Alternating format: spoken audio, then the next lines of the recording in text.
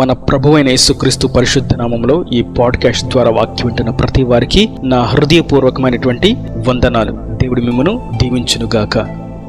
సామెతల గ్రంథము 9వ అధ్యాయము 1వ వచనం. జ్ఞానము నివాసమును కట్టుకొని దానికి 7 స్తంభములు చెక్కుకొనినది. చదివినటువంటి వాక్య భాగంలో జ్ఞానం 7 స్తంభాలను చెక్కుకొని దాని మీద నివాసం కట్టుకొని ఉన్నది అని మనం చూస్తున్నాం. లోకమందంతటా చూస్తూ ఉంటే 2 అంశాలు మనకు కనిపిస్తూ ఉంటాయి. ఒకటి జ్ఞానము, 2 అజ్ఞానము లేదా అవివేకము. జ్ఞానము ఎత్తైన స్థలములో నుండి జనులను పిలుస్తూ ఉన్నది, అవివేకము అజ్ఞానము అనేది కూడా పిలుస్తూ ఉన్నది. దురదృష్టవశాత్తు జనులకు అజ్ఞానము అవివేకము అనేవి బాగా నచ్చుతూ ఉంటాయి. కారణం, అవి తుచ్చమైన అభిలాషలు, శరీరానికి ఆనందాన్ని ఆహ్లాదాన్ని కలిగించేవి. అవి మొదట సంతోషాన్ని కలిగించిన నష్టానికి గురి చేస్తవి అన్న సంగతిని అస్సలు జ్ఞప్తికే తీసుకురావు. అందుకే ఆ అవివేకమైనటువంటి మార్గాలను ఎన్నుకోవడం జనులకు ఎంతో ఇష్టం. అయితే ఆ అవివేకమైనటువంటి మార్గములో పాపము, మరణము, నాశనము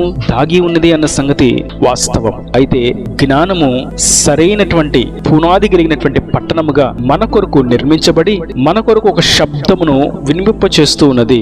జ్ఞానము లేని వారులారా నా ఎద్దుకు రండి, నేను మీకు జ్ఞానమును ఇస్తాను. నేను స్థిరమైనటువంటి పునాది కలిగినటువంటి స్థావరమును, నా ఎద్దుకు వచ్చిన యెడల మీరు బ్రతుకుతారు, మీకు జీవము కలుగుతుంది అని వాక్యం మనకి తేటగా సెలవిస్తుంది. సామెతల గ్రంథం 8వ అధ్యాయం 35వ వచనంలో, నన్ను కనుగొనువాడు జీవమును కనుగొనును, యెహోవా కటాక్షము వానికి కలుగును. నన్ను కనుగొనని వాడు తనకే హాని చేసుకొనును. నా యందు అసహ్యపడు వారందరూ మరణమును స్నేహించుదురు. జ్ఞానమును పొందుకోకపోవట చేత ఆ పొందుకొని వానికే హాని, కీడు మరియు మరణం వారితో స్నేహంగా ఉంటుంది. అది 2వ మరణం, నిత్య నరకానికి తీసుకెళ్లేటువంటి అవివేకమైన అజ్ఞానమైనటువంటి మార్గం. సాతానుగాడు ఆ మార్గంలో ఉన్న వారిని తిన్నగా పాతాళమునకు, నరకమునకు చేరుస్తాడు. అయితే జ్ఞానం, నేను 7 స్తంభములు చెక్కుకొని ఉన్నాను, నా ఎద్దుకు రండి, నేను మీకు జీవమును ఇస్తాను, నా దేవుని కటాక్షము మీకు కలుగుతుంది అని జ్ఞానము నివాసము కట్టుకొని జీవము కలిగించడానికి,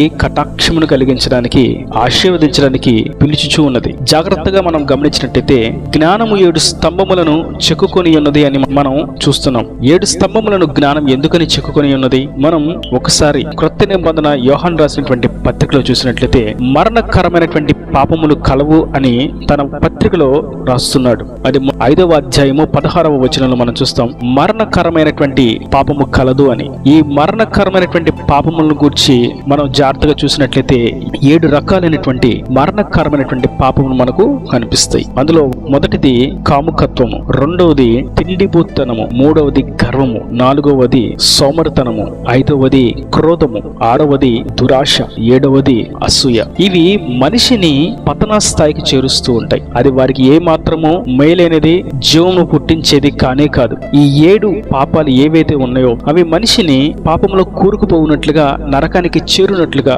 చేస్తాయి. కాముకత్వము, వ్యభిచారము లోతైన గొయ్య, జిగటగల దొంగ ఊబి, అందులోకి పడిన వారు లేచుట దుర్లభం, కష్టము. తిండిబోతుతనము, శరీరాన్ని గూర్చే, కడుపును గూర్చే ఆలోచిస్తూ ఏమి తిందుమా, ఏమి త్రాగుదుమా అనేటువంటి ధ్యాసలోనే ఉండేటువంటి అనుభవం అది నరకానికి చేరుస్తుంది. అట్టివారు ఇక భవిష్యత్తును గూర్చి, అభివృద్ధిని గూర్చి, ఆశయాల నెరవేర్పును గూర్చి ఆలోచించుట దుర్లభం. గర్వం, ఎట్టి స్థాయిలో నిలబడినప్పటికీ, ఎంత ఎత్తైన సింహాసనంలో మేము కూర్చొని ఉన్నామని చెప్పుకుంటూ ఉన్నప్పటికీ గర్వం అనేది నేల మట్టుకు అణగదొరుకుతుంది. గర్వం కలిగిన వారు గడ్డిని తినే అనుభవాలు మనం చూస్తాం. గర్వం కలిగిన వారు అలాగే సమాధులకు కొనుకోబడ్డం మనం చూస్తాం. గర్వం నాశనానికి ముందు నడుస్తూ ఉంటుందని కూడా మనం చూస్తున్నాం. మరియు సోమరితనము, ఏ పని చేయడానికి సిద్ధ మనసు లేకపోవడము, చురుకుతనము లేకపోవడము, ఇప్పుడు కాకపోతే రేపని, రేపు కాకపోతే మరుసటి దినమని, ఈ మాసం కాకపోతే రాబో మాసం అని, ఈ సంవత్సరం కాకపోతే వచ్చే ఏడాది అని దినమును దొర్లించుకుంటూ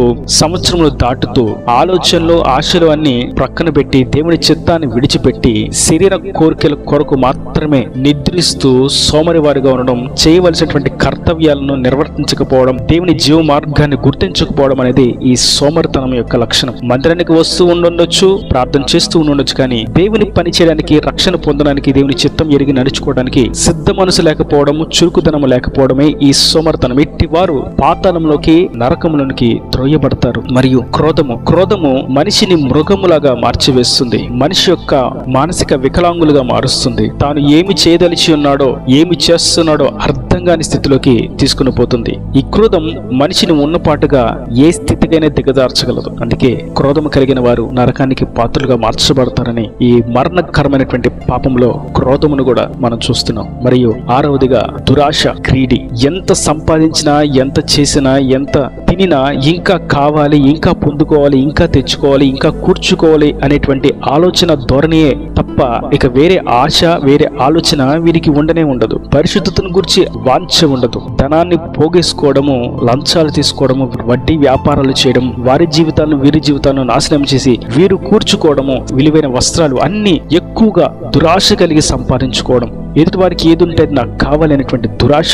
ఇట్టి ఆశ, దురాశ ఎవనికి మేలు కానే కాదు, అది వారిని నరకానికి చేర్చివేస్తుంది. మరియు అసూయ చేత మనుషులు చస్తారు అని మనం లేఖనంలో చూస్తున్నాం. అసూయ అనేది తెలియకుండానే మనిషిని ఆత్మీయంగా దిగచార్చి వేస్తుంది, ఆధ్యాత్మిక పతనమునకు చేరుస్తుంది. ఆ అసూయ చేత ఇక ఎదుటి వారు పడిపోవాలి, వారు ఏమాత్రం ఎదగకూడదు, ఏమాత్రం సంతోషంగా ఉండకూడదు అనేటువంటి ఆలోచన కలిగి ఉంటుంది కనుక ఈ అసూయ కలిగిన వారు క్రీస్తును విసర్జించిన వారుగా, సాతానుకు సింహాసనం వేసిన వారుగా ఉంటారు. అసూయ చేత చచ్చిన వారుగా నరకానికి త్రోయబడతారు. ఈ 7 మరణకరమైనటువంటి పాపాల నుండి విడిపించడానికి ఇప్పుడు దేవుని యొక్క శక్తి జ్ఞాన రూపంలో మన కొరకు 7 స్తంభములను స్థాపించి స్థిరమైన నివాసమును కట్టి మన కొరకు ఆహ్వానాన్ని తెలియజేస్తుంది. ఈ 7 మరణకరమైనటువంటి పాపములను జయించాలి, వాటి నుండి మనం బయటకు రావాలి అని అన్నట్లయితే నిశ్చయంగా 7 స్తంభములు కలిగినటువంటి జ్ఞానం యొద్దకు మనము చేరాలి.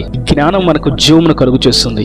ఈ జ్ఞానము అనగా మనం 9వ అధ్యాయము 10వ వచనంలో చూస్తాం. యెహోవా యందు భయభక్తులు కలిగి ఉండటయే జ్ఞానమునకు మూలము. ఆయన యందు భయభక్తులు కలిగి ఉండటమే జ్ఞానము. ఈ జ్ఞానం యొద్దకు మనం వచ్చినప్పుడు మనకు జీవము కలుగుతుంది. ఇది నిత్య జీవము. మనకు ప్రభు యొక్క కటాక్షము కలుగుతుంది. ఇది ఆయన ఇచ్చు నిత్య రక్షణ, నిత్య స్వాస్యము, పరలోక రాజ్యము. ఈ అమూల్యమైనటువంటి ఈవులకు మనం వారసులుగా మార్చబడాలి అని అన్నట్లయితే క్రీస్తు యొక్క దైవ జ్ఞానం యొద్దకు మనము చేరాలి. 7 స్తంభములతో చక్కగా కట్టబడినటువంటి స్థిరమైనటువంటి పునాది యొద్దకు మనము చేరాలి. ఆ జ్ఞానములోనికి మనం అడుగు పెట్టిన ఎడల, ఆయన యందు భయభక్తులు కలిగి ఉన్నట్టుకు మనము అడుగు వేసిన ఎడల, మనల్ని మనం ఆయనకు సమర్పించుకుని ఎడల, ఆయన మనకు జీవమును, కటాక్షమును, ఆశీర్వాదమును, సంతోషాన్ని, దీవెనను కలుగు చేస్తాడు. మరణకరమైనటువంటి పాపముల నుండి మనలను జీవమైనటువంటి నిత్య రాజ్యములోనికి చేరుస్తాడు. ఒకవేళ ఆయన పిలుస్తున్నటువంటి యొక్క జీవ మార్గమైనటువంటి, జీవమును కలుగు చేసేటువంటి, నిత్య జీవమైనటువంటి,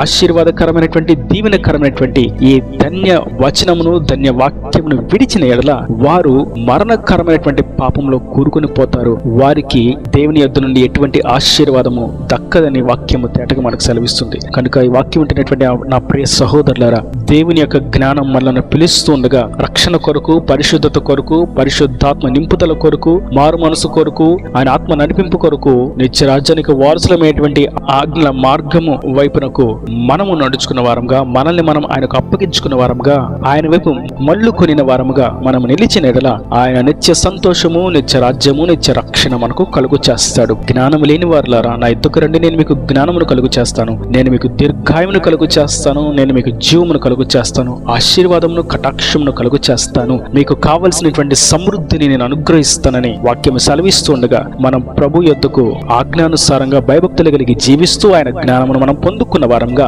దేవుని ఆశీర్వాదములకు వారసులుగా నిత్య రాజ్యానికి చేర్చబడదుము గాక. ఈయన దేవుని మాటల ప్రతి వాని హృదయంలో నీరుకట్టి ఫలింపు చేయను గాక. ఆమేన్. God bless you. తలలో వంచి కనులు మూసినట్టయితే మీ కొరకు చిన్న ప్రార్థన. ప్రేమ స్వరూపీకరణ కటాక్షంగా తండ్రి, నా ప్రభు వాక్యం ప్రతి వారిని మీరు నిండాలుగా దీవించండి. జ్ఞానమును గురించి మీరు ప్రత్యేకంగా సెలవిచ్చిన విధానాన్ని బట్టి నీకు స్తోత్రం. మరణకరమైనటువంటి పాపం నుండి విడిపించడానికి, జయము అనుగ్రహించి నిత్య రాజ్యానికి చేర్చడానికి మీరు 7 స్తంభములు కట్టి పునాది కలిగినటువంటి పట్టణముగా జ్ఞానమును మా కొరకు అనుగ్రహించి ఆ నివాసములకు మమ్మల్ని చేర్చాలని మీరు పిలుస్తూ ఉండగా, నీ ఆహ్వానాన్ని విన్నవారుగా ప్రతి వారు నీలోకి చేర్చబడినట్టుగా, రక్షణ పొందుకున్నట్లుగా, మారు మనసు పొందుకున్నట్లుగా, పరిశుద్ధాత్మను పొందుకున్నట్లుగా, నీ స్వరూపులకు మార్చబడినట్టుగా నిత్య రాజ్యానికి వారసులుగా సహాయం చేసి దీవించడానికి వారి ప్రతి అవసరం అక్కరు నీ మహిమలో తీర్చి మీరు రాకడ రాజ్యం సిద్ధపరచమని యేసు పరిశుద్ధ నామమున ప్రార్థించి వేడుకుంటున్నాను తండ్రి. ఆమేన్. ఆమేన్.